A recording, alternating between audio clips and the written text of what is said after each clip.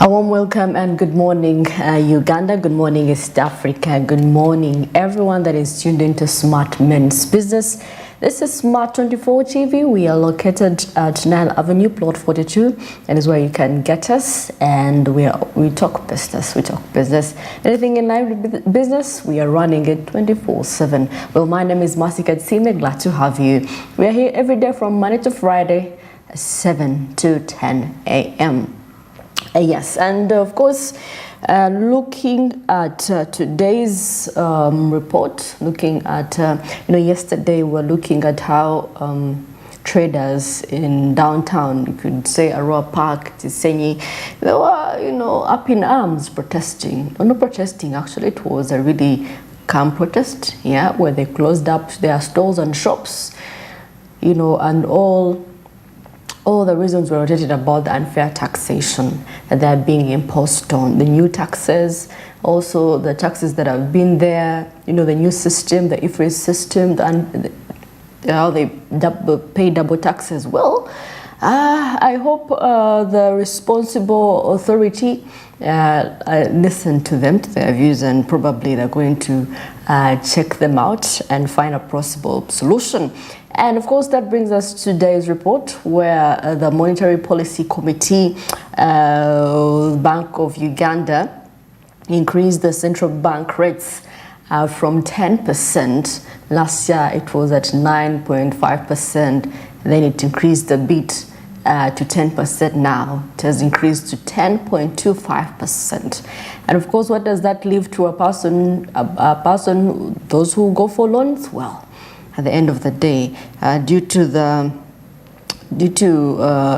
global waves that happen into the world, this could also affect one way or the other. Well, of course, inflation indicators from the Uganda Bureau of Statistics that was of March last month revealed that a major decline in headline inflation to 3.3%. From 3.4% in Feb 2024. So there was a decline in inflation from, if you've actually been keen enough, commodities are not quite expensive as you thought. Yeah, that is why we are a bit stable for now. And of course, this decrease was primarily attributed to the reduction in food crop inflation. Yes, which declined to 0.4% from 0.5. Yeah, negative actually 0.5%. So there was a decline due to food crop inflation, to the reduction of food crop inflation. So that means the commodities were quite expensive, very affordable actually. Anyone could afford to buy a kilo of sugar, a kilo of rice, and other commodities compared to last year, where, my goodness, it was really something. Yeah, and of course, the current central bank rates increase had a spillover effect of stabilizing the shilling exchange rate. As you remember, a few months ago, our shilling had depreciated. Yeah, it had really depreciated. And of course, now for those that do trading, it was at almost 3,900. Yeah, getting close to 4,000. Yeah, that is how it had depreciated. Now, however, the shilling remains vulnerable due to the outflows of short-term foreign investor funds from domestic markets in search of attractive yields in other markets and strong domestic demand by corporates. Now, the weakening of the shilling significantly impacts domestic prices, which is true, which could push inflation higher. As you can see right there, yeah, due to the weakening of shillings, it could actually affect domestic prices. Yeah. Now, of course, the evolution of inflation remains challenging, influenced by factors as the shilling exchange rate. Then we have the surplus side shocks, the global inflation, and domestic food supply. Of course, with forecasts that have been adjusted downwards compared to the previous round, largely due to the relative stability of the shilling exchange rate. However, with the short-term projections, The medium-term target of 5% anticipated in the second half of 2025. Talking about inflation. Wow. Inflation may go up to 5.5% to 6%. Wow. So that means twetegeke anytime from now. Commodities may go high, but that is of next year, projections for actually next year. With this, the risks of inflation, the risks of inflation outlook, including geopolitical tensions, in the Middle East, looking at potential energy price hikes, that is in terms of fuel, global shocks actually do affect us, even despite the fact that we're going to be excavating our own oil, doesn't rule the fact that we also rely on other sources for fuel. So if there is a high demand and the supply is low, that means there's going to be increase of prices. That is why you see a liter going from 3,000 or so going to 5,000 due to the global demand. Now, of course, also tighter global financial conditions that will lead to stronger depreciation of the shilling exchange rate. Also, unfavored weather patterns. Maybe wondering what this could be, what the weather could have to do with inflation. Well, of course, with inflation, produces that were supposed to be the different patterns, the different seasons, because now we're uncertain of the different seasons. One day it's shining, the next day it's raining heavily, so farmers that are not certain. And so if you were expected to harvest in probably this season, it could be quite challenging, So that means the supply is going to be low and the demand will be there, so there will be increase. You get it? Yes, this is the whole effect of the weather. And of course, on contrary, inflation may outshoot expectations if the monetary policy reduces demand more than anticipated and the global growth deteriorates sharply, resulting in lower import prices. We'll talk about that. So the Bank of Uganda is looking for ways on how to actually look at means of us surviving, increasing the interest rates from 10% to 10.25%. That means it's going to be less borrowing. So if you're borrowing, you have to borrow for a purpose. Well, of course, looking at the report that was of last month on the 6th, as Uganda's central bank raised its key interest rates by 50 basis points at it was a special meeting after the local shilling currency fell to an all-time low. So that is why they actually increased the interest rates.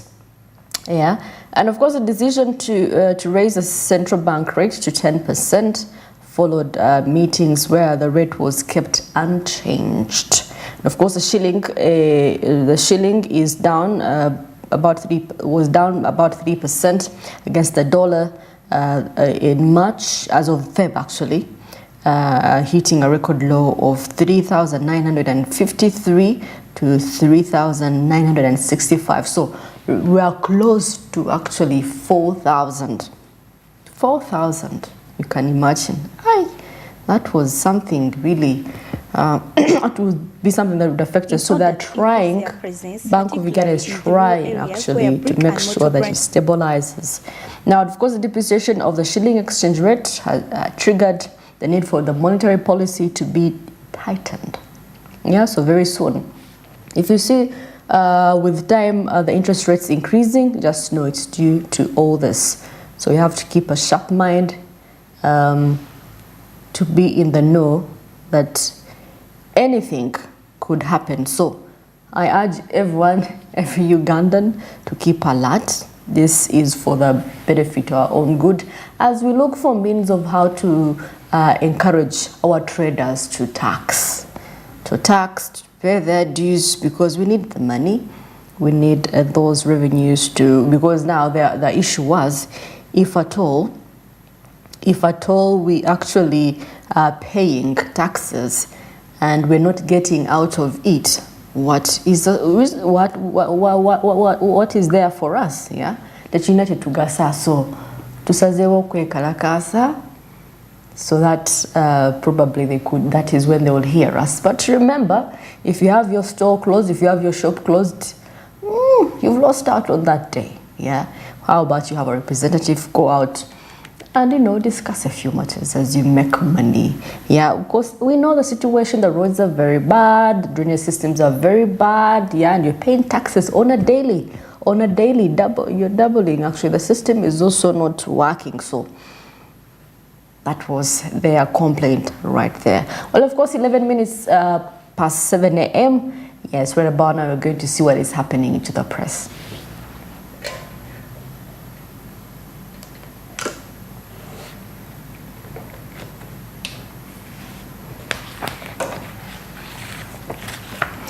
Yeah, with me I have the New Vision and the Daily Monitor, and of course strike delays, heavy blow to business. Like I'd said, yeah, business people were really decided to close up their stores and shops. Now, of course, the tax battle still continues for shoppers from across the country. Neighboring states remained stranded on day one of a strike that choked tax collection, which brought police and army on streets to cut off livelihoods of hundreds of laborers. So yesterday we gave you a live feed on what was happening. Yeah, and of course, if you had a favorite store yesterday, it was not open, you now know. And of course, vandalism costing us arm and legs, says the ICT sector. Yeah, vandalism, destroying property. Yeah, and of course UPDF starts using new structure. Well, of course, Muslim to celebrate Eid al-Fitr on tomorrow. Tomorrow people thought it would be today, but it is going to be tomorrow. And of course, how NSSF and the media company career fair has benefited students of Makerere Business Institute. And of course, band members accused of heckling Museveni. Okay. Yeah, and of course, a study ranks Uganda top with cases of childhood cancer linked to malaria. Yeah, and of course, yesterday we saw China donating billions of money in regards to malaria. Yes, yesterday the Minister of Health was there to receive the cash, to help in the push to eradicate malaria in our country, Uganda. Well, of course, businesses in Kampala, most thriving hub, Chikubu, were paralyzed yesterday after traders locked shops, protesting the tax man's enforcement of the electronic receipting to determine applicable taxes. Yeah, that is why they were rioting. That is why there was commotion in town. Yeah, and of course, still looking here at the monetary policy statement as of April 2024. Yes. 10.25%. Yeah, for those that are used to borrowing money, there's been an increase in that. So we're going to have more of this conversation, as we continue with the program. And of course, looking at how stakeholders meet to fight vandalism on ICT infrastructure. Well, the Uganda Communications Commission and the ATC Uganda, a provider of services that speed network deployment for the wireless and broadcast communication industry, have decried the impact of vandalism on ICT and related infrastructure in the country. Well, Uganda has experienced concerning rise in vandalism in instances directed to crucial telecom infrastructure, posing serious threats to both national development and public safety. Well, people are destructive. Ugandans are very destructive, I'm telling you. Very destructive. Anything you put up, you find something missing. They put up the lights are not there. Solar panels are not there. I mean, what are you leaving? What are you not taking? Yeah. And of course, still in the papers, the New Vision, as the public service petitioned over PES Sally lawyer saga. And of course, deadlock as URA traders clash on taxes. This is a trending story. Tell you what, it's trending everywhere.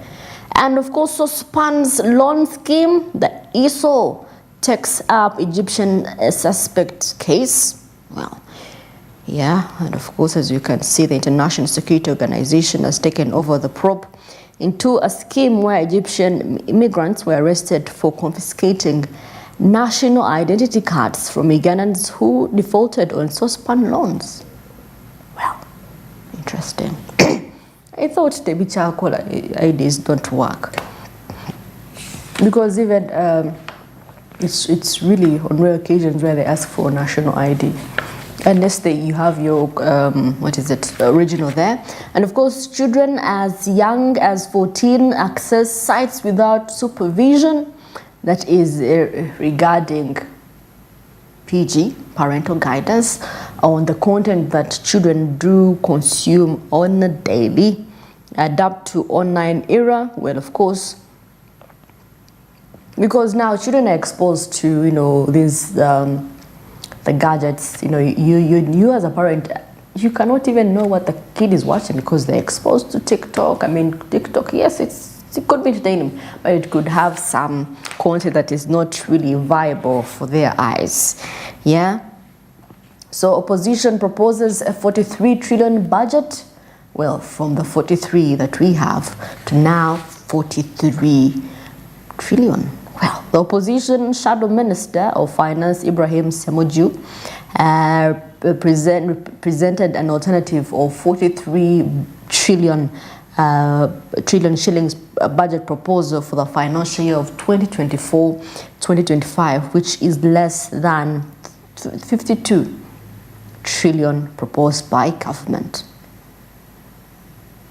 Now, of course, in his statement, he said that it is evident that the government prepared the annual budget based on speculation and no sound analysis or forecast. That is what the opposition has to say. Wow, a reduction on the budget money. Okay. Could this be a good idea or would it be wrong? Well, of course, over 800 families in Kayunga face eviction.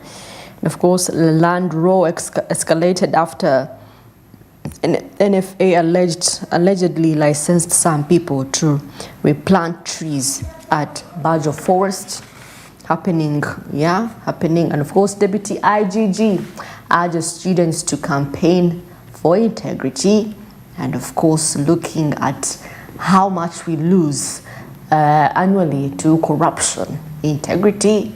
And of course, a survey by the Inspectorate of Government shows that Uganda loses over 10 trillion to theft of public funds. So we go back to the drawing board where it all starts from childhood. A little money you steal.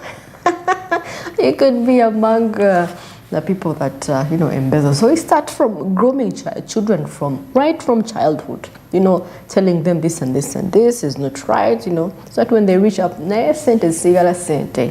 yeah, that is where you see. That is where you get to see who is who in this matter. Who is loyal? Who is trustworthy? When you put a bag of $1 million here, trust me, people would have long hands for that. And of course, Bugisu Cooperative seeks 30 billion loan for farmers. And of course, they're seeking this loan from government through the Microfinance Support Center to support their coffee farmers, uplift their standard of living. Yeah, which is true. They need assistance. Farmers need actually assistance when we talk about value addition. There is really need for that. And of course, weak shilling pushes electricity tariffs up. Well, the weakening, the weekly performing and shilling, Yeah, weekly performing Ghana shillings and drought have led to an increase in the end-user electricity tariffs for the second quarter of the year. For the stability in the sector, the Electricity Regulatory Authority, that is ERA, sets the best tariff at the start of every year and makes quarterly adjustments. So you can see domestic consumers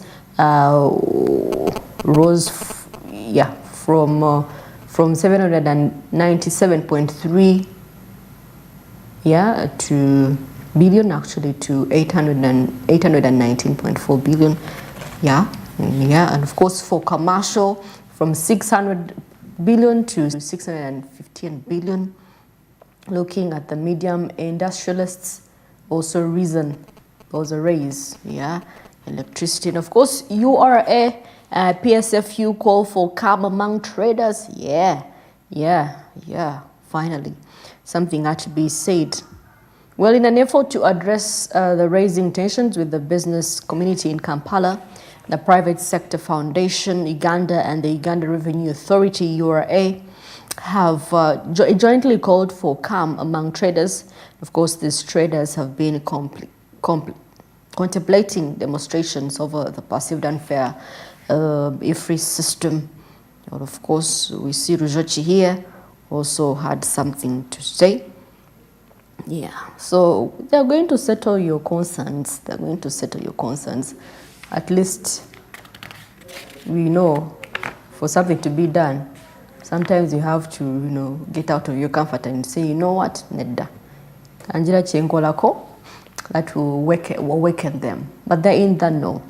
Of course, green freight strategy, can targets be achieved looking at the sustainable transportation modes, such as electric vehicles? Can they be really viable in our country, Uganda, given our poor infrastructure?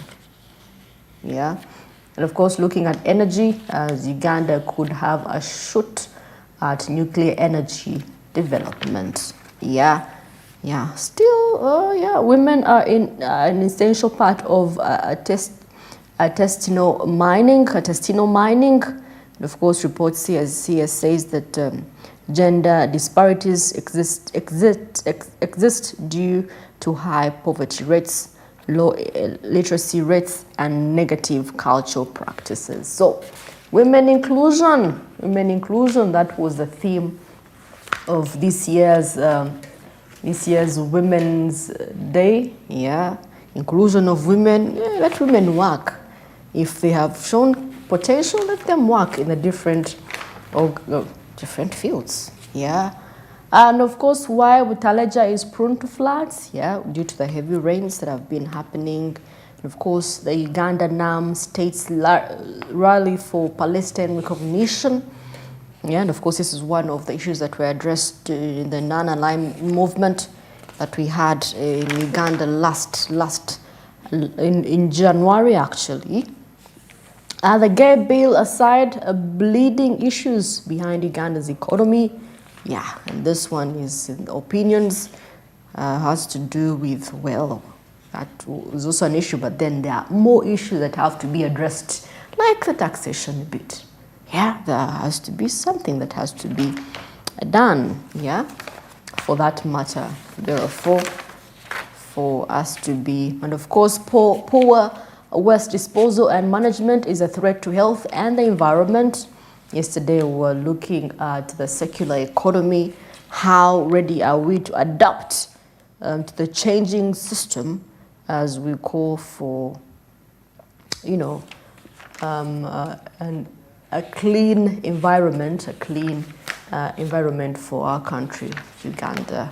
And of course, here, when gambling becomes a source of income, does it really? For some people, it's a source of income, really. But then, it's a gamble. It's either you win or you lose. So you can't entirely rely on that. So what if you fail?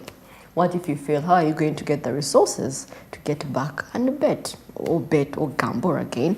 And of course, your SB set to prioritize community mobilization and digitalization. Well, the Uganda Registration Bureau Registration Service Bureau has registered community mobilization and mindset change, as well as digitalization of services as key priority areas for the financial year 2024-2025.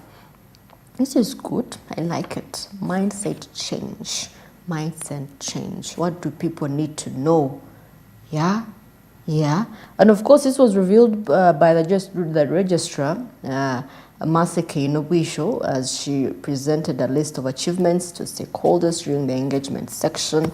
And of course, looking at 77 billion non-taxable revenue, the USB non-taxable revenue rose to 77.14 billion in the financial year 2022-2023.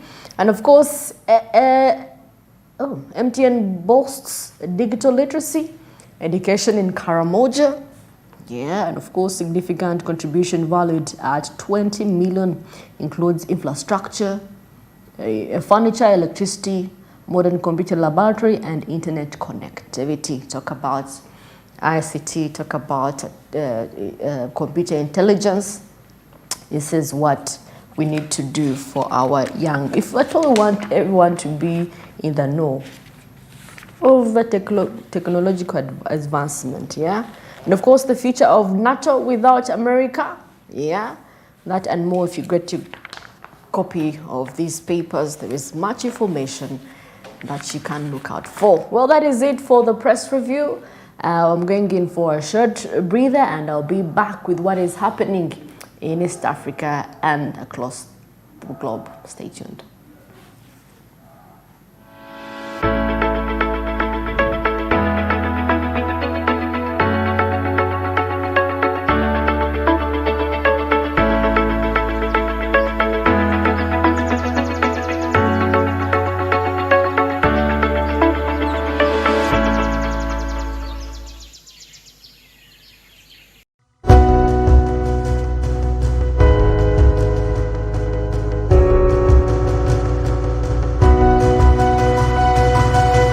Smart 24, driving business.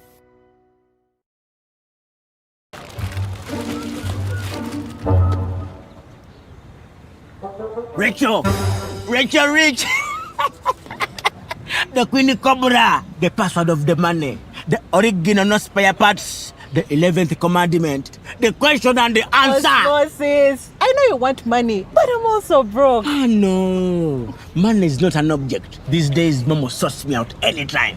In fact, my sister, let me also sort you out. Really? I've just sent you instructions on how to get a loan on Momo. I'm here for you. Can I borrow some chips?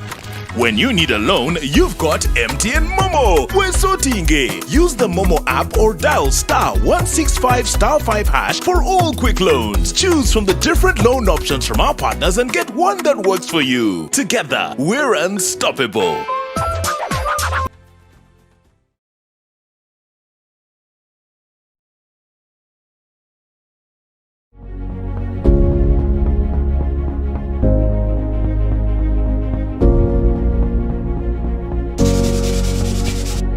Tandika olugendo lw'enkyukakyuka y'obulamu bwo ng'osumulula ebitone by'olina. Wano tussessira ku bantu ssekinnoomu abakozesa obukugu n'ebitone byabwe eby'enjawulo okutandika emirimu gy'okubeezaawo obulamu bwabwe. Wulira emboozi zaabwe, zuula okusoomoozebwa kwe bayitamu, era oyiga engeri gye batambuliramu mu lugendo lw'obulamu bwabwe okutuuka ku buwanguzi. Funa wano amagezi agayinza okuyamba ku ngeri y'okuyingizaamu ssente okuyita mu by'emikono.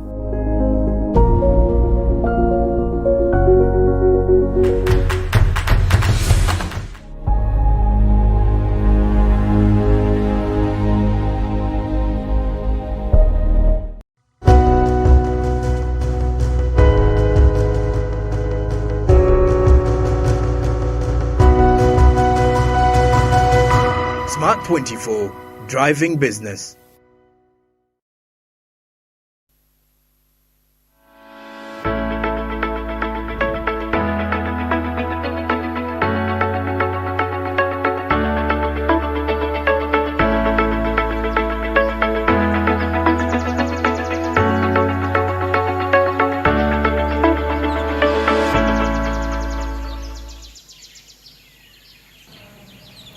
Welcome. Of course, we're going to be looking at what is happening in East Africa. Mwaramutse, karibu. Yes, that is as far as I can go, yes. As long as you know the East African language, that is Swahili, you're good to go. You're good to go. And maybe a little bit of French, you can go. Well, of course, looking at Tanzania, looking at how they are enhancing business awareness and compliance, looking at strengthening Tanzania's BRELA community engagement. Yeah, well, of course, the Business Registration and License Agency, that is BRELA, they're looking on means on how they can have business awareness and how the business fraternity could really comply with the different regulations that have been put in place by this agency. Well, of course, BRELA is looking to intensify awareness and capacity building for business owners in Tanzania to improve adherence to laws and regulations to doing businesses. That is regarding increasing compliancy. And of course, this was spoken by Chief Sheikh of Tanzania Muslim Council, Bakwata Abubakar Zeburi. Yeah, and of course, he's the Muslim leader who made these statements during the Aftal organized by BRELA, last week, actually, just a few days ago. And of course, it was attended by stakeholders and members of the business community. Well, he also emphasized that some people have opened companies without understanding how to manage them, urging BRELA to continue opening doors for more people to understand the institution and its activities to help them conduct business in accordance with the law. Yeah, and of course, when you talk about Muslims are quite, they understand the law as it should be. Yeah, they really do understand the law as it should be. I'm telling you so for you. Now, of course, the institution should provide education on BRELA-related issues, because many people mention that the agency but do not know what it does. What does the Business Registration and License do? That is what they have to be aware about. Now, of course, therefore, it is important to educate them so that they understand the services that BRELA provides, how to access them and their importance. Yeah. So if there is an agency, you have to understand. Of course, that is why our traders right now, they are in arms, because they do not understand. So it is going to be the responsibility of the Uganda Revenue Authority to sit down these traders and tell them the importance of paying taxes. I know it's the back and forth. It's a back and forth education, but it's quite important, because on a daily, there's a new business coming in. So you have to educate those that are forgotten over time. There's also that possibility. So for the business fraternity in Tanzania, BRELA is going to take initiative to educate their stakeholders, their partners. Yeah. Now, of course, we also commended BRELA's Chief Executive Officer, that is Mr. Geoffrey Nyesa, for organizing the Aftal for the first time, and of course thanked him for inviting them as stakeholders. So, and of course urging him to make it a continuous exercise. Yeah. So it was a feast that that got to address very many issues. Yeah. So which is quite interesting and good. So that is what BRELA is going to do to enhance, awareness and compliance of the business fraternity in Tanzania as of now. Yes, away from that, shifting to our neighbor here, close to us, that is Kenya, and of course looking at the rising commitment fees amidst the currency weakness, looking at the impact of untapped external loans on debt in Kenya.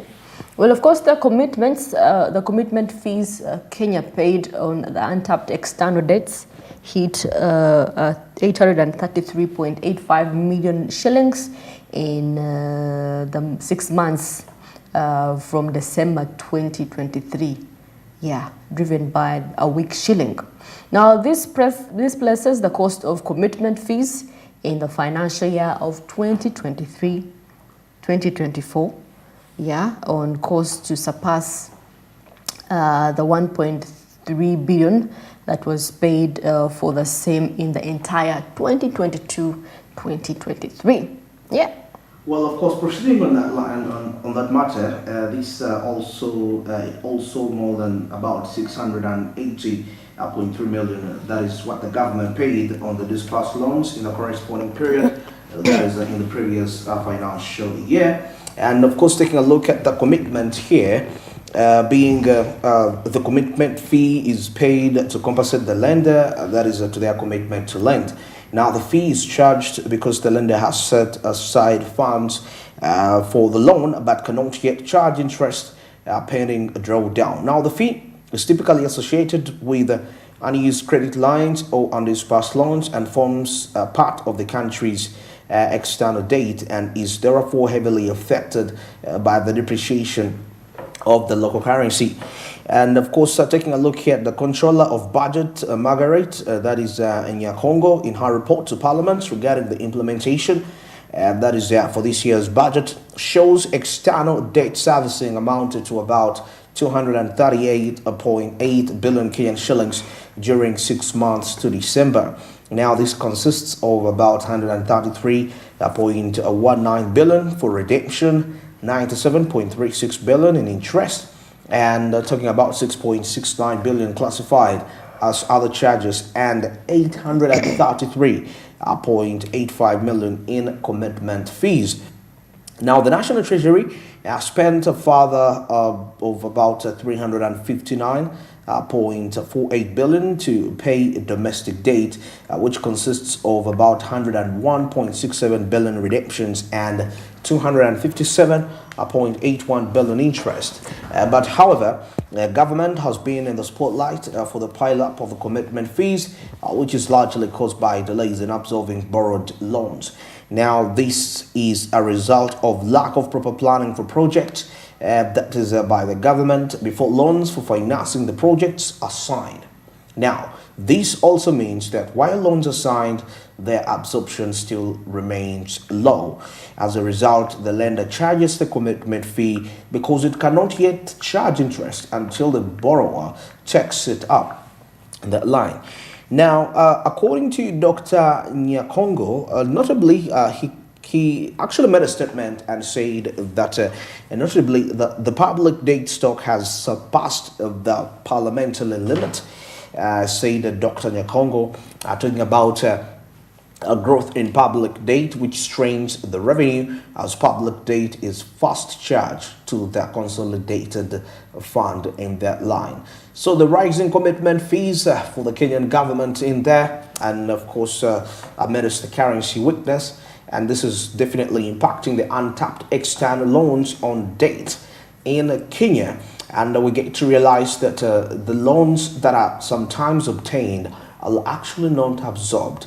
That means they don't really fulfill to the maximum their intended objectives in that specific time.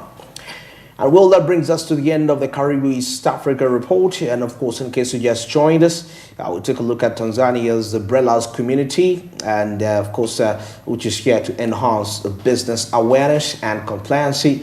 And this is something in line, you mentioned something about taxation, and you said about the role of these communities to tell people why they pay taxes. But I think away from just telling people that they should pay taxes, I feel they should be deliberate efforts for advocacy, tax advocacy, when it comes to what kind of tax is the business community paying. Because what is happening in Kampala today regarding the traders striking, it's not that they are not compliant. They pay these taxes, but double taxation. It's double tax. Actually, it's more like triple taxation, and it's really so unfair on them. And I would think such organizations, if we are to have any strong, like the one in Tanzania, one of their first role would be to look into the tax regime. 18% value added tax is quite a heavy one. It's one of the highest in East Africa, as Uganda charges. in that line. Well, let's switch and take a look at what's making headlines across the borders of East Africa.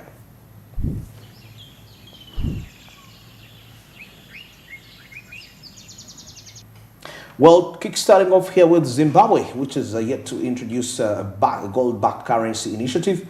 And of course, in this case, they are assessing the potential impact and the challenges. Now, the Reserve Bank of Zimbabwe has launched a new gold-backed currency called the ZiG to help stabilize the economy and protect citizens from currency fluctuations and sky-high inflations. Now, ZiG, the new gold-backed, that is a currency which stands for Zimbabwe Gold, was introduced by the central bank governor, and that is John Moshanyahu on Friday. Now, the new gold-backed currency, which stands for Zimbabwe Gold, was introduced by the central bank.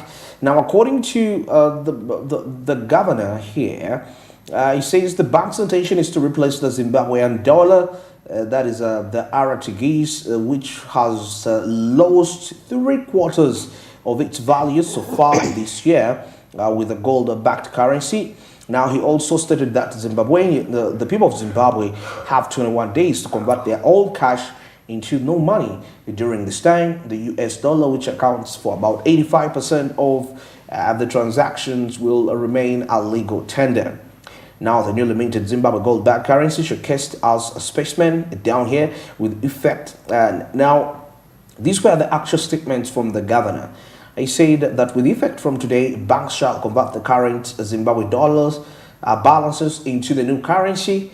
And of course, the governor said that presenting a monetary policy statement, he added that the banknotes will come in denominations of $1. I mean, the one I don't know what it's, the 1 ZiG, probably 2 ZiG, 5 ZiG, 10, 100, and 200 ZiG, and the coins which are backed by Zimbabwe's gold reserves will also be introduced to overcome a shortage of the United States coins, which has led to unconventional practices where consumers often receive change in form of sweets. Can you imagine? I mean, somebody's giving you back change and they're giving you sweets. Because there's no change. You have to take something for the change. Yeah. Yeah. This is a deliberate protectionist policy by the Zimbabwean government in partnership with the central bank, I guess. And of course, seeing that the introduction of the gold-backed currency is expected to stabilize the currency situation, and of course, leveraging Zimbabwe's gold reserves to instill confidence in the new monetary. That is a monetary initiative. Now, according to the official data, Zimbabwe's gold deposits have played a significant role in the country's economy, as the precious metal accounted for nearly 25% of the nation's total exports in January 2024.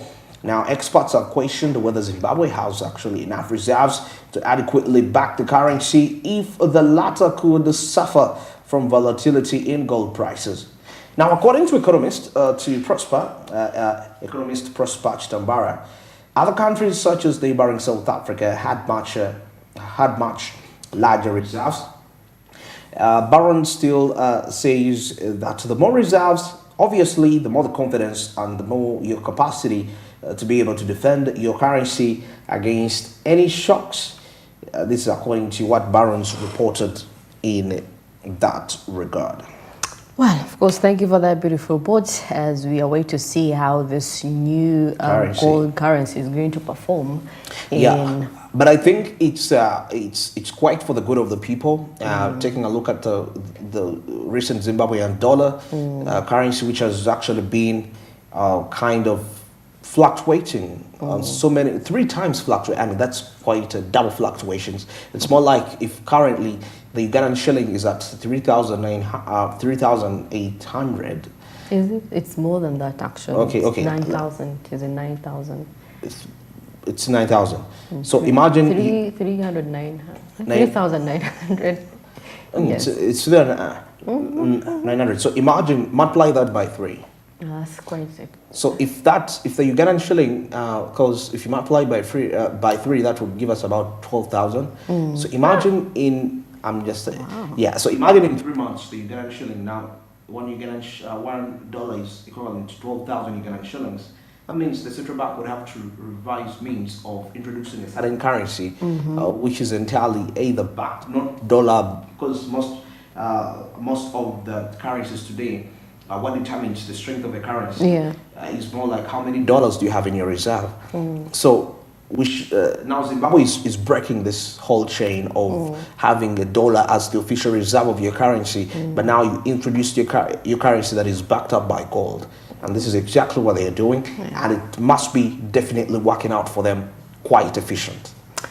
Well, of course, away from that, looking at what is happening in Nigeria as the landmark beach resort, looking at the demolition notice which sparked controversy in the country, and of course looking at the balance between development and environmental impact in Nigeria. Now, the Lagos state government is planning to demolish a section of the renowned landmark beach resort to make room for the construction of the 700-kilometer Lagos-Calabar road project. Now, of course, the 200 million landmark beach resort in Nigeria is set for demolition in coastal highway plan. Well, the Nigerian business mogul Paul Omende said that he received a demolition notice towards the end of last month, instructing him to vacate his multi-million-dollar beach resort within 7 days before it could be demolished. Well, of course, he obtained the land in 2007. Was it a government land? I think it was more of there's this land that is acquired, and it has to be, and there is an actual plan for it by the city authorities. And you establish all these structures. Definitely, at some point, it has to be put aside, such that the government intended plans can be executed. I mean, why would you why would you buy even such land when you know anytime, any day, once they tell you to pack your bags, now it's quite hard to really understand why. Sometimes, remember, these are two different governments now. At the time he acquired land, probably he had an understanding with the president at the time, but now things are different, and the government is coming up with legitimate policies in terms of urban planning and structure development. So, and of course, as per the notice, such sections of the property marked for demolition included the beach resort, kids and Bay Arena, members area at the Lagos Beach Club, as they encroach within the right way of the proposed road project by 50 meters. And of course, valued at over $200 million, the landmark site is home to over 80 businesses and provides more than 4,000 direct jobs. 4,000 direct jobs. Wow. Okay.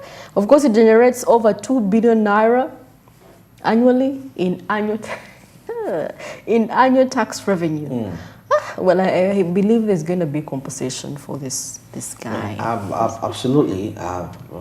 Part of the terms that you agree upon, compensation ought to be. Because he has been contributing quite a huge sum of revenue. Yeah. 2 billion naira annually. Absolutely. Okay. So, I guess that is what is happening in Nigeria. We shall see how this will go by for this owner of Landmark Beach in Nigeria. Okay, now something here as we wind up this report from the international updates. The United Kingdom is actually issuing warnings against those that are planning to travel to Africa. Now, of course, the UK Foreign Office issues travel warnings for Africa and understanding red and blacklist designations for travel. Now, the United Kingdom office has revised its travel restrictions, advisories rather, now categorizing about 66 countries, including several in Africa, which are unsafe for foreign travelers.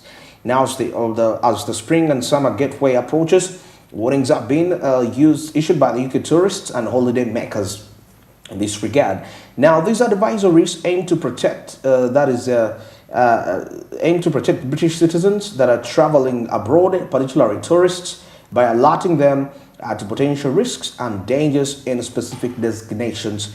Now, according to the Foreign Commonwealth and Development, the likes of Syria, Russia, and Lebanon and 63 other countries are unsafe for foreign travelers. Now, these countries have been classified as either red list or blacklist destinations by the UK Foreign Office, a designation confirmed by travel experts.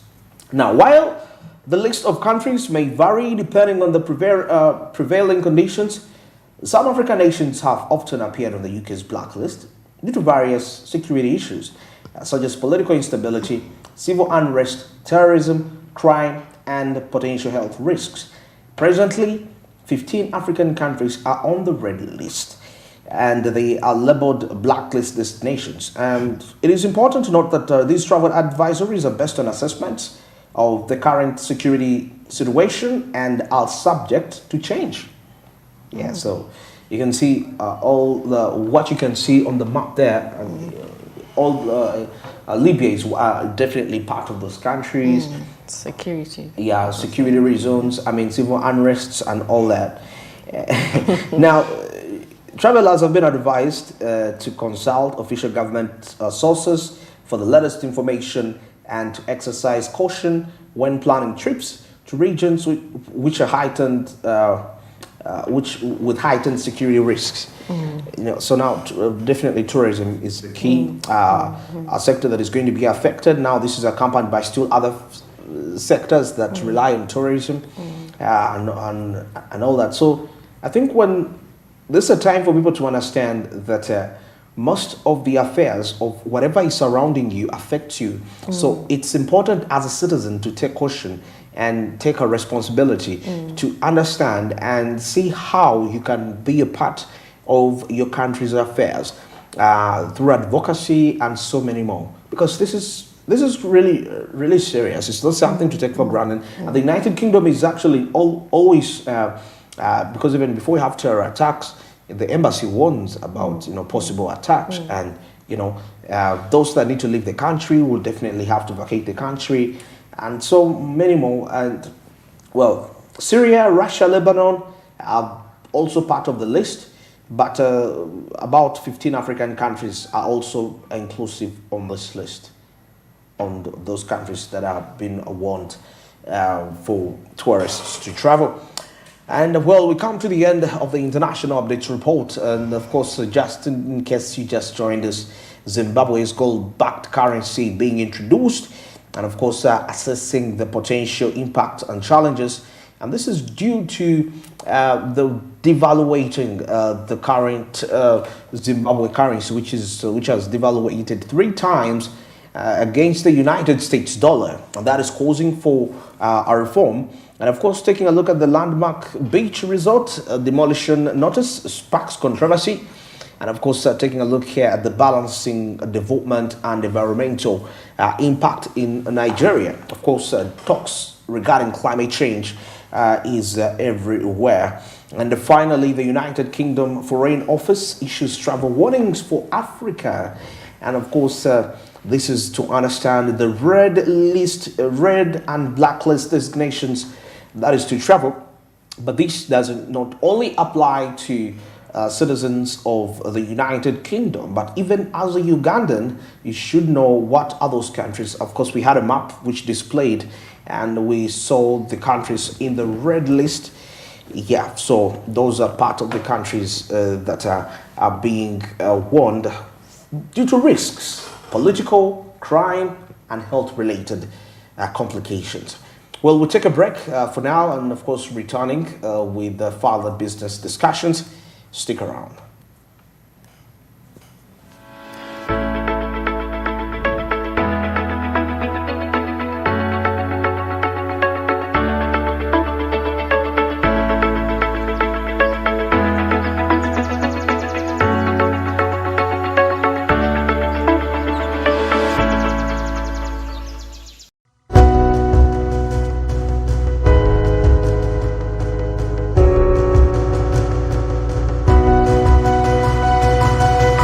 Smart 24, driving business. Abako, I'm going to introduce you to my parents officially. Augustine Tabigu. Nera yagwe. Mkinzi. Oba magumba. Azitwa. Omwana wo. Manyi wali. Mkinzi mama.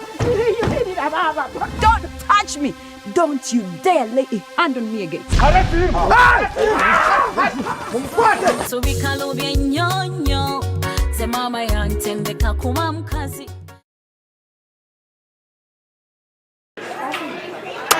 Osmosis is coming. Osmosis, what's in money? When do you see him? Send him to Momo. My bossy, can I borrow fuel?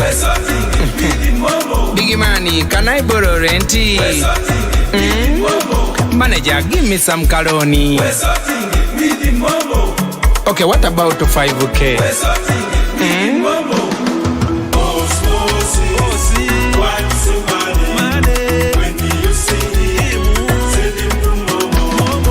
When you need a loan, you've got MTN Momo. We're so dingy. Use the Momo app or dial *165*5# for all quick loans. Choose from the different loan options from our partners and get one that works for you. Together, we're unstoppable.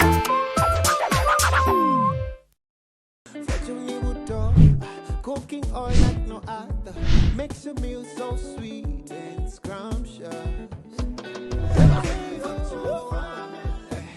The taste of Uganda, yeah. The taste of Uganda,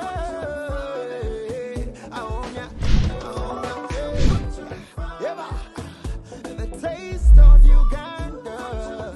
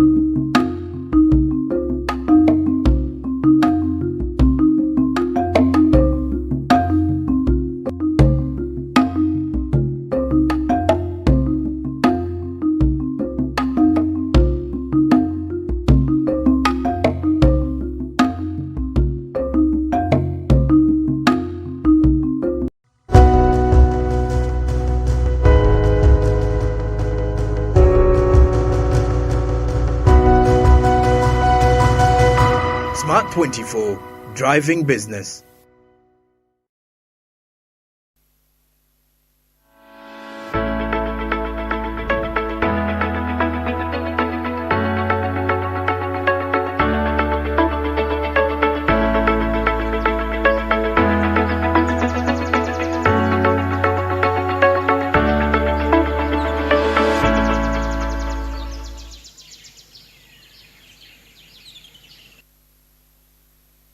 Yes, we'll be back from the break. Exactly 1 minute past 8. Smart means a business of Bariji. And definitely at this point in time, we get straight into that moment, which we believe is quite very vital for the entrepreneur that is aspiring, in all various ways and perspectives. Taking a look at the forefathers of business, the patterns that they laid forward. Well, let's get into it.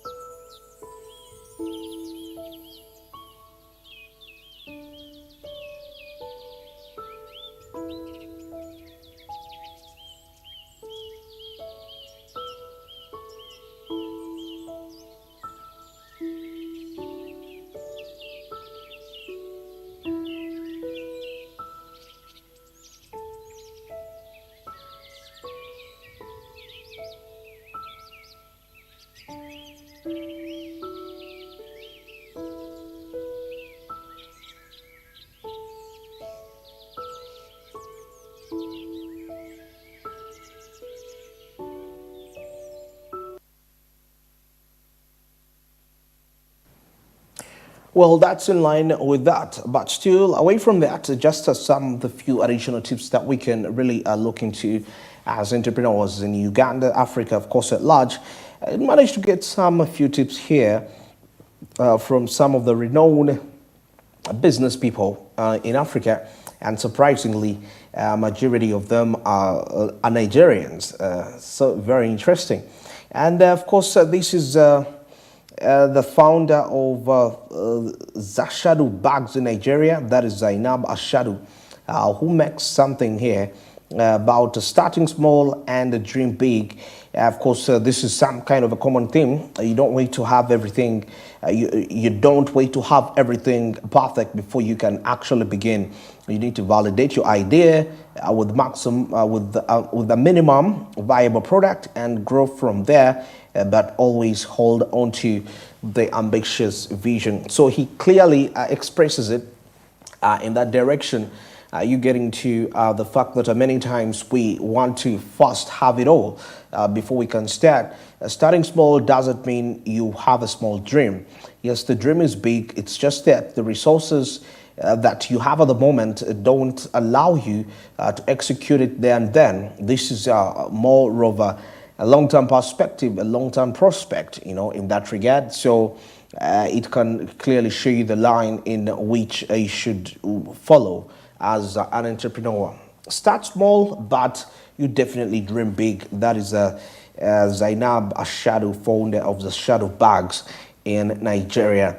And now, away from that, we have another tip here from from an African. This is from South Africa. This is Sizwe Nzima, who is the founder of Yeza Express in South Africa. And he explained something which I can actually call the fulcrum, the backbone of entrepreneurship when it comes to developing business ideas. So, because many times we ask ourselves, how do I get a business idea? How do I think about something to do? This is what it says, that focus on solving problems. Yeah, because many times a business, in most cases, for example, in Uganda, it has become more like a duplication perspective, because you see somebody's doing another service, you also just copy, but you don't have any intention. If somebody really sat you down and was to ask you, why exactly are you doing what you're doing? You cannot even defend it in that line. So this is what it says: solve the problem, focus on solving problems. And it says that look around your community and identify the unmet needs. Yeah, there is good chance your business idea can address a common challenge. And this is what, entrepreneurship is built on that backbone, thinking in terms of more like you are an innovator, but not in the scientific perspective. Some of your ideas could actually transform people from the social perspective. They don't necessarily have to be technical. It could be just a social idea, what you put up in community, and this can bring the community together, enable the community work together, because that's the overall goal at the end of the day. All right. Now, still taking a look at away from South Africa, we take a look at, we are now back. This is still from Nigeria, and this is Charles Igwe. Now, this is the founder and CEO of Nollywood Global Media Group. He mentioned something: done is better than perfect. Doing something's better than being perfect. This is what he's trying to say. What is he trying to mean here? This is quite very interesting, by the way. He says here that don't get paralyzed by the desire for everything to be flawless. You need to take action and iterate based on feedback. Yeah, so feedback is something, because according to what I'm seeing, what he's trying to mean is that you might do something perfect, which is perfect in the way you're doing, but it's not meeting the expectations of the consumers. It's perfect for other consumers, not those consumers. And you getting that feedback, it should kind of impact you in terms of decision making when it comes to how do you align your resources to be in line to get accustomed to that. So that is something to also look into in a broad perspective. All right, now away from that, still, this is something which comes in from many entrepreneurs which say embrace innovation, and I think we've done this before because Africa presents unique opportunities for creative solutions, because you need to look for ways to adapt and serve your market. This is something quite many entrepreneurs look at that. And maybe those are some of the business tips from that, and some inspirational quotes from the business perspective, still from some of the renowned African entrepreneurs. Somebody here says, this is Tony Elumelu, is a Nigerian philanthropist and founder of Tony Elumelu Foundation. He says that Africapitalism, he calls it, it's more of capitalism, but this time around having the touch of Africa. Africapitalism is about intersection of economic prosperity and social wealth, and making profit and doing good. And now, of course, this philosophy emphasizes the role of business in driving social change. Business has quite a number of ways it can impact people, but we need to also get to the line that away from just the economical sense in terms of giving people jobs, creating business for other businesses, there is also a social perspective that business can actually give people. And with this, it comes in line with belief, tradition, religion, and so many, and they come together, and before you know it, you have a whole society that is performing to the expectations in that line. All right. Now, still, Tony Elumelu comes out with another inspirational quote, and it tells us that never believe anything is impossible, but you need to have an open mind. Find out what it takes to succeed. You need to do all that, and go to. That's how life is really about. Now, somebody here says, this is Dr. Ola Brown, that true success is about a passion to create a better world. You just need to find a purpose beyond just profit to keep you motivated. Of course, many times we are motivated by the profits, but I would think it would transcend more than just profit making, but get to the line of you having that passion. When you have the passion, you'll get motivated the right way. I can assure you that. Yes, in that perspective. All right, now switching to the discussion today in line with a monetary policy. Yesterday, the Bank of Uganda, of course, put out the monetary statement for April. And according to the indicators here, we clearly see there is some bit of tightening. That is from 10 to 10.62. 10.26 rather, basis points. So that means commercial banks lending is actually going to increase the interest rates. And of course, this is due to the inflationary pressures, which yesterday we saw the traders that were rioting due to high taxes. And on top of the high taxes, they are also facing matters to do with the taxation. So when you combine all those together, it definitely turned out to be something they couldn't take in anymore, and they had to take action in line with the grievances that they put aside. Now, getting into the report, I was actually trying to get into the report. It was hidden somewhere. All right, now I've been able to get it. Perfect. Now, the Bank of Uganda announced a hike in the central bank rate to about 10.25% from 10%. Remember, it had maintained at 9.5% for some good time, and it had had impact actually in terms of curbing inflation. All right, now it was from 10% to 10.25% rate. Now, this is a measure the regulator says will respond to concerns about rising inflationary pressures and the local currency weakness. Now, speaking to the press during the release of the April monetary policy statement at the Bank of Uganda headquarters in Kampala, the Deputy Governor Michael Atingi Igo said monetary policy tightening was definitely necessary to further stabilize inflation around the medium target of 5%. Remember, there is a target that before we reach the middle of this year, we must not exceed 5%. I mean, when it comes to the inflation rate, it should be kept below 5%. So the Bank of Uganda has to do whatever it takes to ensure that this is maintained. Now, the shock comes in is that what if the next reading of the monetary policy statement that is come April, that is in May, it could be at 10.50 or 11. There is a huge possibility depending on how the inflation will really take heed. Now, the evolution of inflation remains challenging, influenced by factors like the shilling exchange rate, supply side shocks, talking about global inflation and domestic food supply, the governor said in that regard. But you see, there is a question in here. Is Uganda's inflation due to demand pull?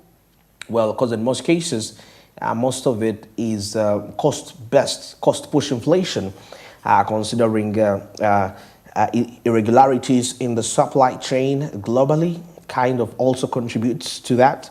So, well, that clearly portrays exactly what we're talking about here. Now, the recent central bank rate increase has had a spillover effect, that is of stabilizing the shilling exchange rate. But however, the shilling remains a bit vulnerable due to outflows of short-term foreign investor funds from the domestic market in search for attractive yields in other markets and strong domestic demand by corporates. Because we saw some of the offshore investors that withdrew their incomes, their money from the stock market, and that is definitely impacting. So that means these are this is foreign currency that is leaving Uganda, and they're heading to markets which have favorable premiums, So this could also be kind of leading to the devaluation of the currency of the Ugandan shilling against the United States dollar. And, well, inflation definitely becomes a bit inevitable. And the central bank really had to take a deliberate action and decision in line with that. Now, we see that the 10.25% hike is the highest central bank rate since June 2017, according to the Bank of Uganda data. Now, the interest rate charged by the central bank influences the cost of borrowing. Yes, and this means that if the central bank rate increases, commercial banks face higher costs. That is when borrowing the central bank, which in turn can lead to an increase in the rates to charge the customers. That means when a commercial bank is lending to the central bank, it's getting more money. So as a consumer, as a customer, if you're coming in to give a hand in terms of, if you're coming in to take a loan from this commercial bank, you will definitely have to pay the price, because the bank is undergoing what we call the opportunity cost. It's foregoing the lending to the central bank, now lending to you. And remember, the central bank is giving them a higher interest rate, and for you, a consumer, so that definitely that interest rate will be put back to you, because if they are losing out on a higher interest rate of about 30%, I'm just imagining, or 18, 20%, so you as a consumer, when you're borrowing money from that commercial bank, it will push it to about 28% or even 30% if the worst comes to the worst. So this is what we are going to be really taking a look. But it poses lots of questions in line with what does this leave the small business owners behind, which dominate the biggest percentage of this country's economy. How are they going to figure this out? They are already battling with high cost of production, high cost of doing business. taxes are quite high. So on top of that, they are also facing issues when it comes to excess competition with some of the foreign players who are getting loans from their home banks at less rates, 5%, 3%. You know, maximum could be about, even if it was 10%, and that's what their rate. They're borrowing money from banks home at that rate, and they're investing in Uganda with tax exemptions. And you, the small business person, you're paying taxes. You know, currently the IFRIS was really causing lots of issues with the traders yesterday in that line. So on top of that, some of them are actually operating on loans to run those businesses. So at 25%, 28% interest rate is quite a bit unfavorable on their side of doing business. And given the fact that with the current inflation, consumer demand is also affected in some kind of a way. So there is less business, the central bank rate is increasing, commercial banks are lending at high interest rates, the tax bodies are charging, you know, overwhelming taxes to the business person. What do you really expect at the end of the day? They will put out their grievances in that line. Now, inflation indicators here from the Uganda Bureau of Statistics, that is of March 2024, reveal a marginal decline, that is in headline inflation, to about 3.3% from 3.4% in February 2024.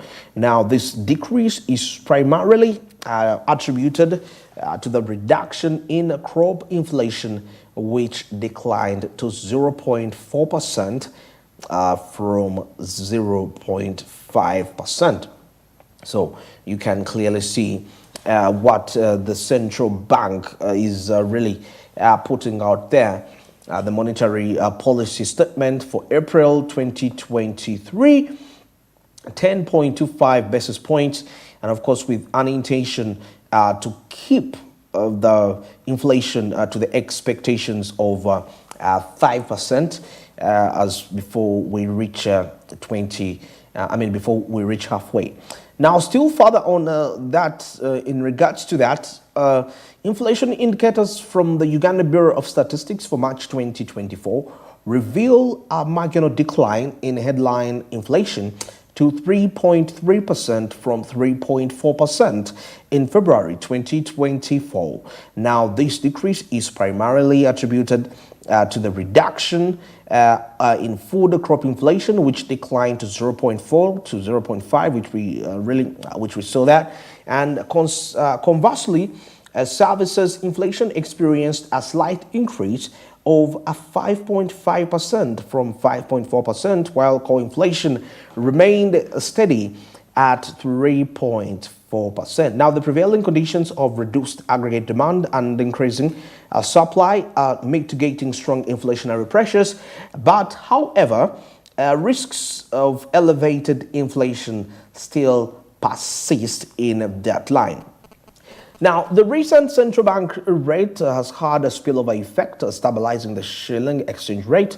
But of course, like we saw, that it remains vulnerable due to massive outflows, and taking a look at offshore investors that are definitely are sucking these incomes out of the economy.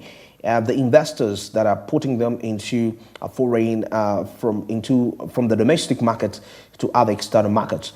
Now, the evolution of inflation remains a bit challenging. That is influenced by factors such as the shilling exchange rate.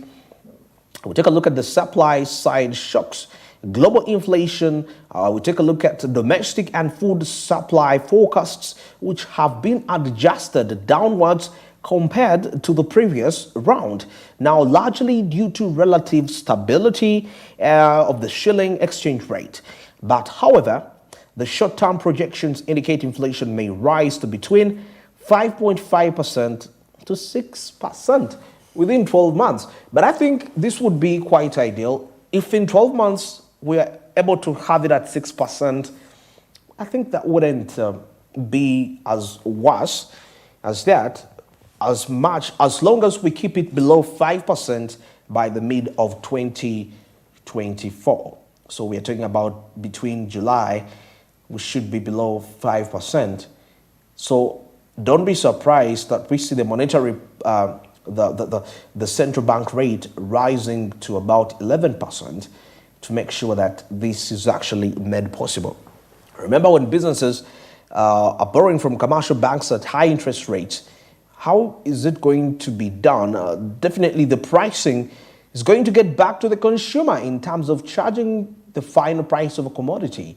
And if something you used to buy at 3,000 is now costing 3,800, if you are meant to consume about 10 units of that particular commodity, you will be forced to consume about 3 units or half the units. So already they're controlling the circulation of money. They are already controlling the possible effects that could result due to demand pull inflation. So this is what the central bank is actually ensuring that it becomes a reality in the next 12 months. Now, of course, significant upside risks to the inflation outlook persist, including geopolitical tensions in the Middle East, potential energy hikes, higher global financial conditions that could lead to stronger depreciation of the shilling exchange rate, and the unfavorable weather patterns on the inflationary. On the contrary, inflation may undershoot expectations. If monetary policy reduces demand more than anticipated, and global growth deteriorates sharply, resulting in lower import prices. So, at the end of the day, this is quite hard to predict. Like we've mentioned, the geopolitical tensions in the Middle East. We are talking about the unfavorable weather, which is likely to lead to crop scarcity, crops being scarce in terms of because some of these heavy rains damage the output, the production, and once the scarcity is in there, so we are quite uncertain where the inflation might shoot, because there are circumstances that we have no control about as a country, Uganda.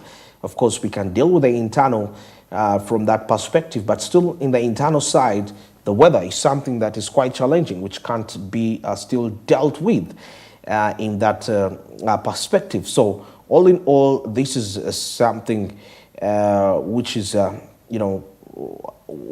are ensuring that we keep it balanced within our means as a country, Uganda. Well, quite more in relation to the monetary policy statement. Of course, I'm going to take a break, still returning with further discussions, but we shall later on proceed with this, getting to dissect the monetary, the central bank rate, which is at 10.25% as we speak of now. Well, we'll take a break, returning with further business discussions.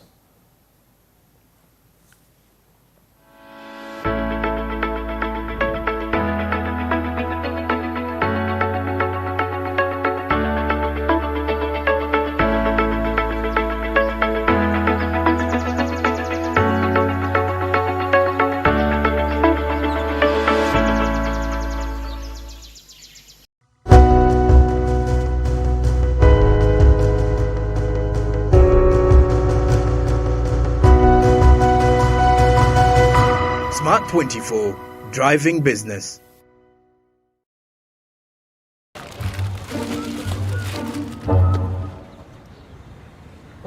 Rachel Rich. The Queen Cobra, the password of the money, the original no spare parts, the 11th commandment, the question and the answer. Osmosis. I know you want money, but I'm also broke. Ah, no. Money is not an object. These days, Momo sorts me out anytime. In fact, my sister, let me also sort you out. Really? I've just sent you instructions on how to get a loan on Momo. I'm here for you. Can I borrow some chips? When you need a loan, you've got MTN Momo. We're Sotinge. Use the Momo app or dial *165*5# for all quick loans. Choose from the different loan options from our partners and get one that works for you. Together, we're unstoppable.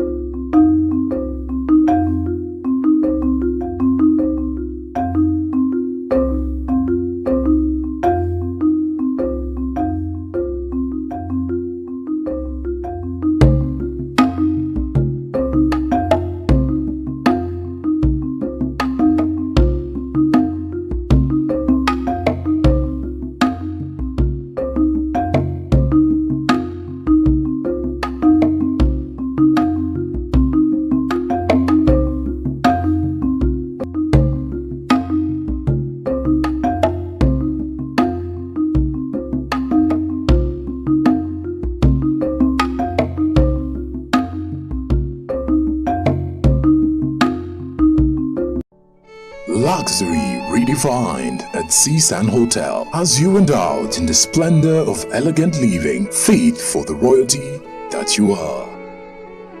Step into comfort, pampering and blissful customer-centric service as you select from our range of comfy, exquisite living quarters furnished to meet with your royal preference. Surrounded by scenic beauty, our tropical setting allows you to escape the glamorous ordeal of city life. Our ambient green gardens will guide you to a place of revitalizing rest. The 3-star restaurant caters to your palate, serving your choice menu ranging from exotic cuisines to local delicacies. Our chefs will serve you full-course meals for a truly out-of-this-world culinary experience. Our fully stocked bar to whet your throat, from renowned global brand whisks, brandies, gins, beers and wines to our locally celebrated beverages, you will not lack for any brewage. It's an all-new experience in the East at Seasand Hotel. So visit today at Plot 15 to 19 Spire Road, Ginger, or contact us on +256 751 719 960 and +256 785 354 614 for reservations. Seasand Hotels, luxury redefined.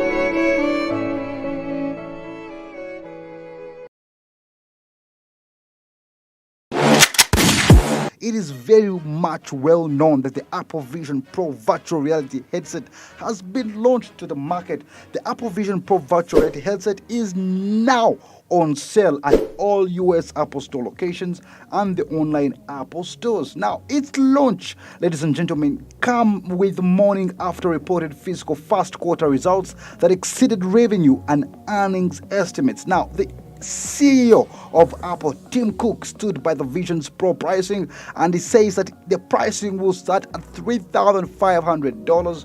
And then he continued to say that the price has been well leveled considering the value of the virtual reality headsets. Now, people can spread their payments widely and over time, but the essence of Apple is to ensure affordability at different levels. And then they continue to mention that the financing plan that buyers can choose is, however, determined as its chock full house of invention, which is already labeled at 5,000 patents on it. Now, CEO Tim Cook continues to think that the price has been well leveled considering the value of the virtual reality headset glasses. But considering the Apple's earnings, Cook said that Vision Pro is also being embraced as an enterprise product, and they're already citing companies that can already work with them, including Walmart, including Nike, Vanguard, Stryker, Bloomberg, and SAP, that have started already leveraging and investing in the headset as a platform for customers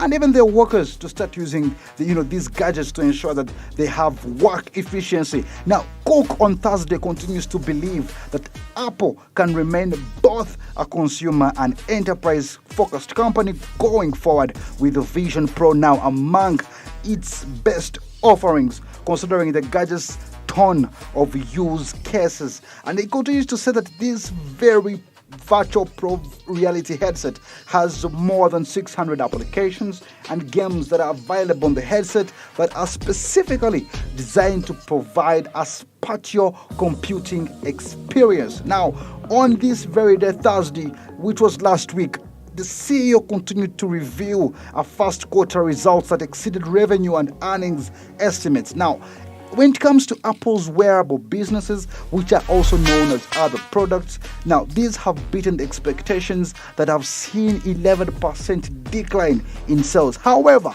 the Vision Pro has joined the Apple Watch, the Vision Pro has joined AirPods in the wearables category. Though, ladies and gentlemen, it is very much well known that the analysts don't predict that the headset will initially drive a significant amount of revenue. Ladies and gentlemen, what happens to the Apple Vision Pro while in the market? Do we see sustainability of it being in the market? Give me your comments. Let's hear what you have to say about this. Thank you so much for being a part of this month's Tech Bite. Take care.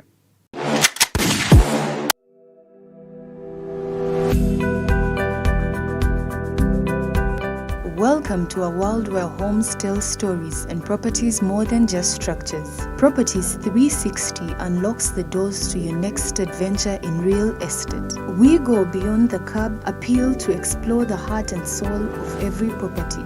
We are diving into the latest materials, exploring cutting-edge technologies, and witnessing the birth of architectural marvels. From cozy starter homes to luxurious estates, we are giving you an all-access pass to the most stunning properties on the market. Meet the visionaries behind these spaces, hear stories of families finding their dream homes, and get insider tips from the pros. Properties 360, where homes come alive.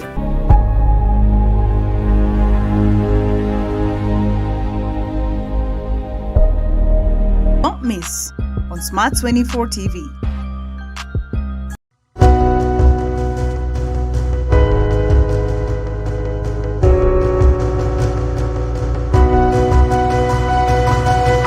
Smart 24, driving business.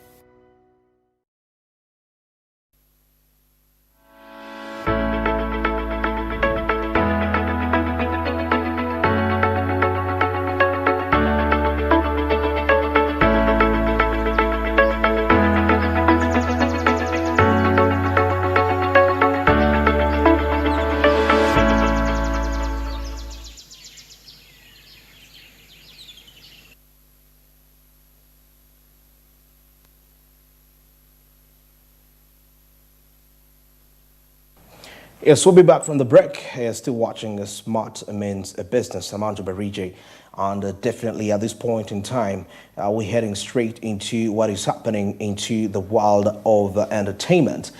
Well, of course, there is a report here in line with music streaming, whereby, of course, according to the reports, as we see that as the music business nears the peak streaming, where will growth come from next?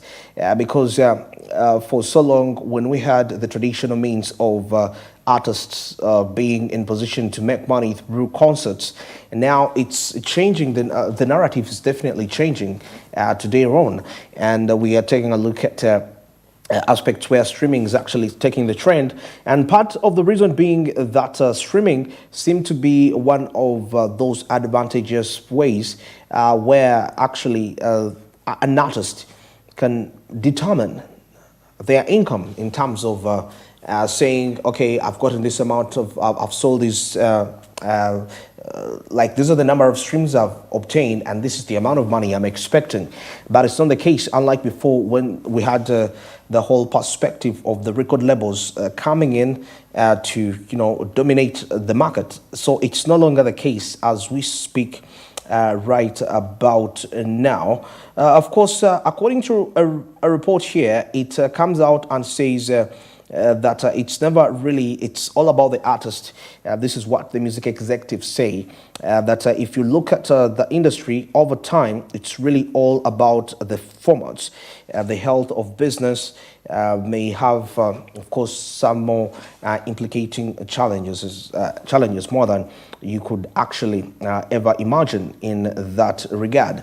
So streaming amidst reaching its peak, and you see this whole thing is quite interesting because it comes with excess competition that is along there, because many we have quite a pool of streaming platforms right there, and so many artists that are rising up in that regard. And still, according to the report from the music, it showed us that the industry is a little bit, gaining some profitability when it comes to the streaming perspective.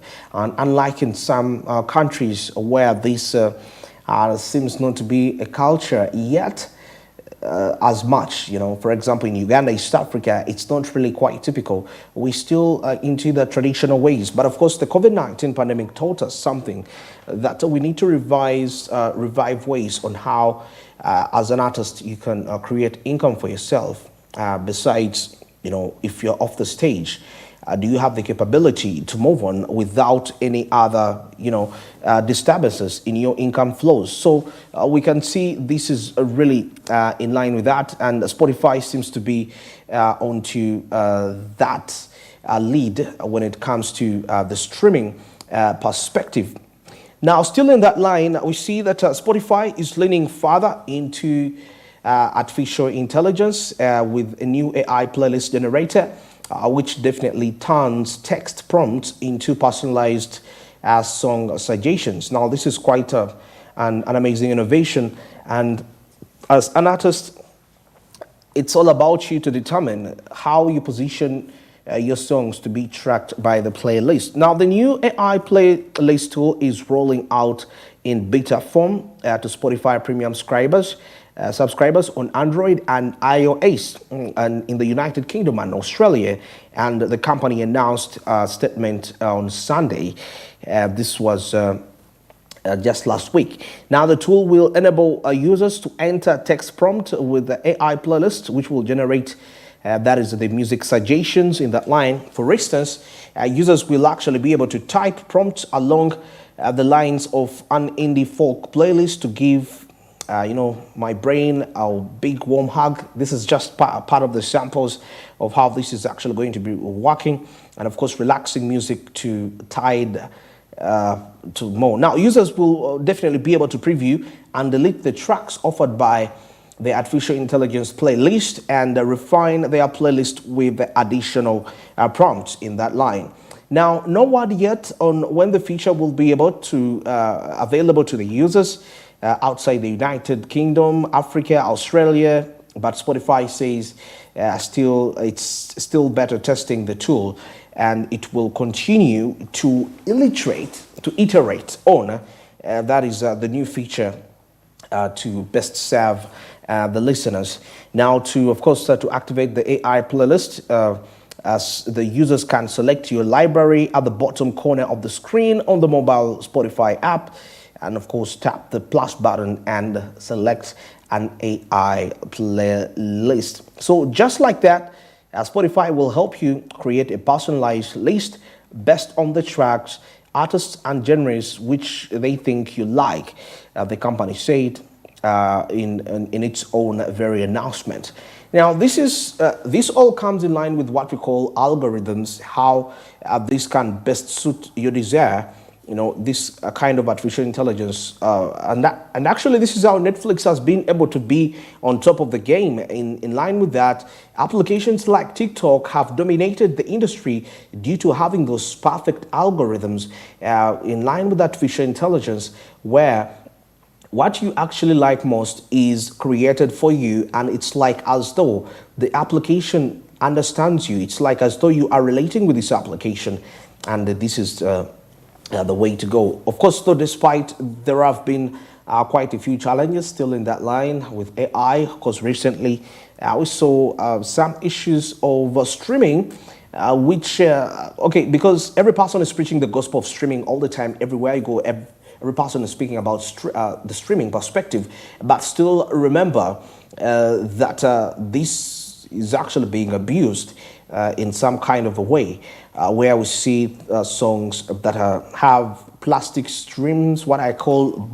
robots coming into stream. In other words, what we can refer to as fake streams.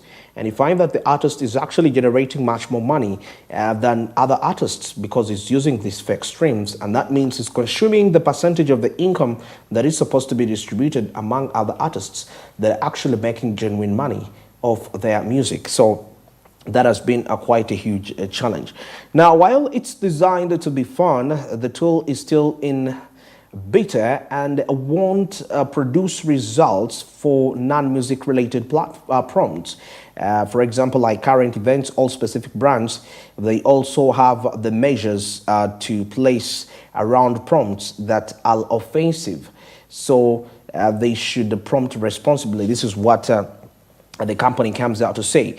Now, the artificial intelligence playlist is one number of artificial intelligence powered features that Spotify has been working on.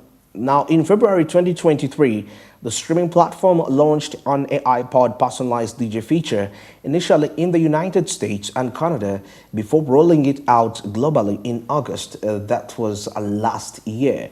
Now, the company is also developing a groundbreaking AI voice translation tool that will make podcasts available in numerous languages all in the podcaster's own voice. So, I mean, artificial intelligence has come out to be, transforming quite a number of things here.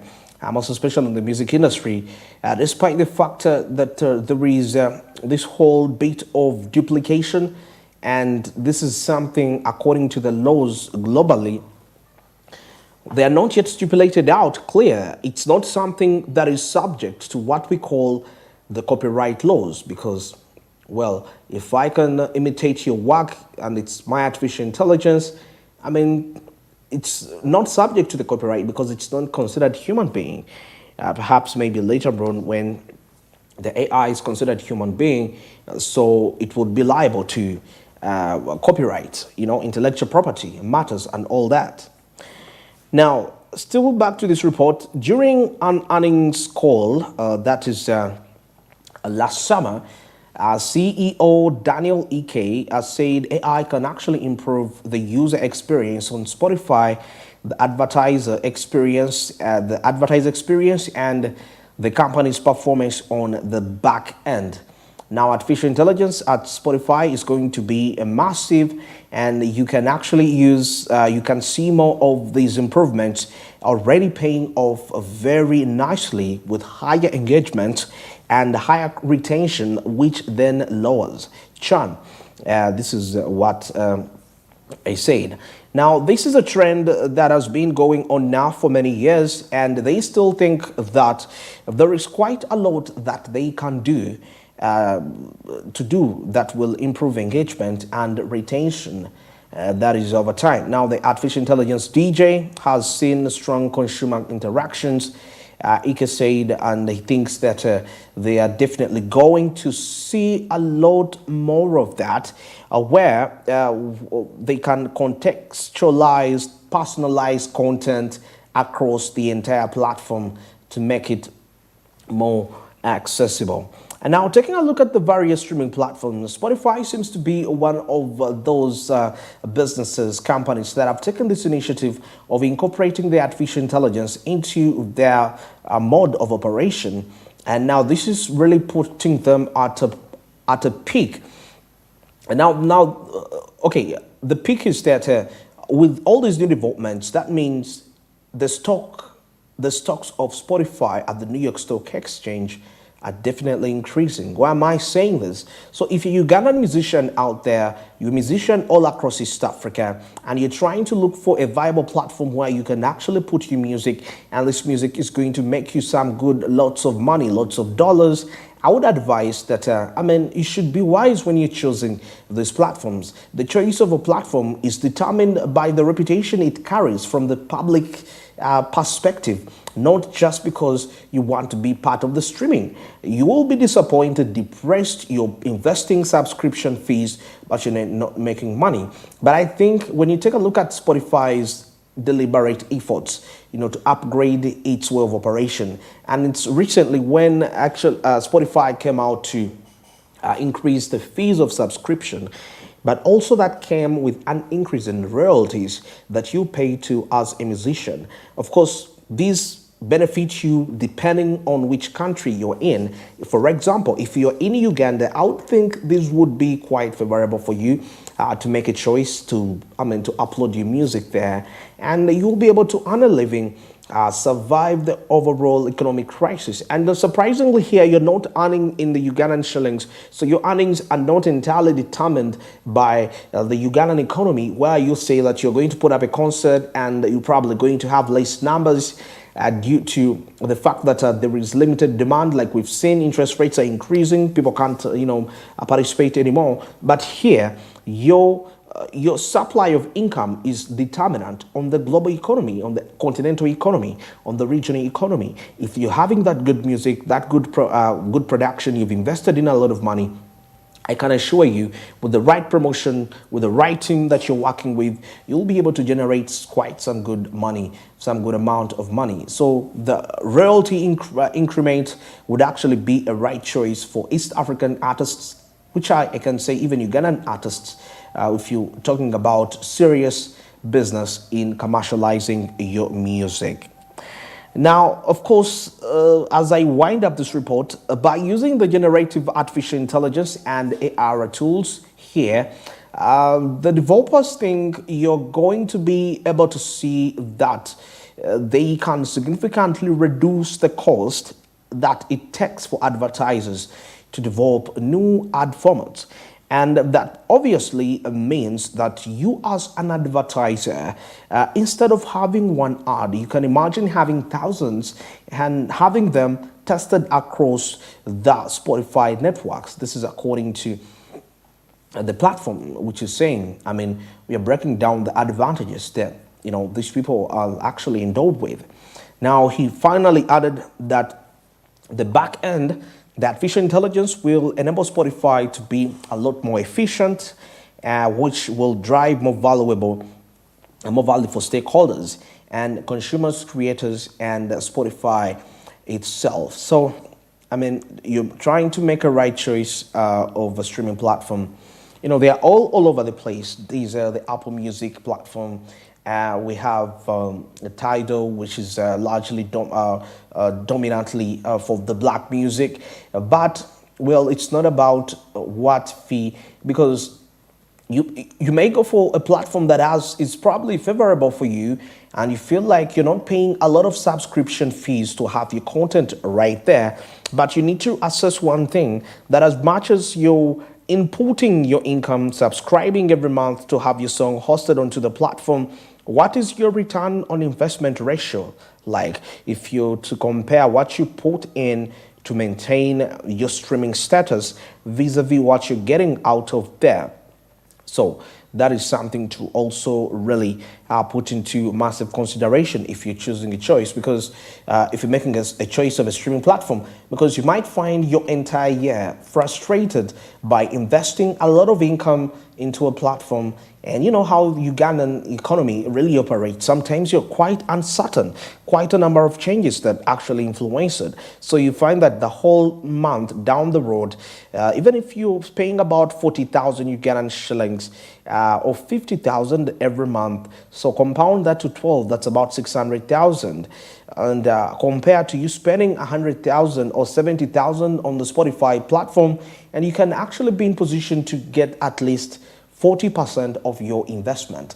I think that is worth a while taking a try, because Spotify has been into the tabloids all over the place, and it's been known for its highly innovative nature in terms of smoothing business for both the musicians and those that are interacting with the platform in form of subscriptions. Now we're talking about the subscribers, the people that are listening to your music. How are they put into favor? So that is in line with Spotify, which is leaning further into artificial intelligence with a new AI playlist generator, which turns text prompts into personalized song suggestions. So, and also, of course, as if you're uploading your song, you have to also be strategic. What kind of playlist is it into? Is it associated with the famous songs that are trending at the moment? Well, the AI generator will definitely be in position to do that for you. And as we wind this up, of course, still we had a report in line with the music streaming growth, which is slowing. And the question is, can the new markets really help? Of course, tomorrow when I return, I'll further dwell more onto the music streaming slowing down and how new markets can actually help. But this gets me back to a question to a Ugandan artist who is really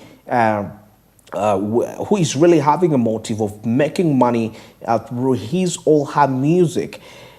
When we talk about music streaming growth slowing down, it's now entirely about what is the choice of the platform that you're actually, what is your choice of streaming platform will determine your return on investment. It might seem expensive in the beginning, in the short while, but I can perceive and predict that not longer than any, you will be able to earn quite some money from that. In Uganda, I think I know part of the musicians that have that are making a living off streaming, and APAS is actually one of them that has established his own streaming platform and identity. And this all starts with making your fans aware that they can actually access your music on these platforms. They should buy that music. And some artists have gone ahead to establish their own streaming platforms. A rapper, Naxa, is a gospel artist. Most of his music, he's making money from his music because he established his own streaming platform. And when he releases a song, you have to at least part around with about $5 for you to get that album. So that's about 15,000. So imagine he's having about, because he's a church person and the church people will follow. So that's about 1,000 people subscribing. So that's about $5,000. Imagine, $5 times 1,000 people. How much money is there? That will bring us back to $5,000. That's how much? About 38 million Ugandan shillings. 38 million. And that is quite a way you can really make money. So it shows you how the choice of a platform, you may choose to actually make your own platform in the long run. Well, we'll take a break. And of course, our business insight coming up shortly.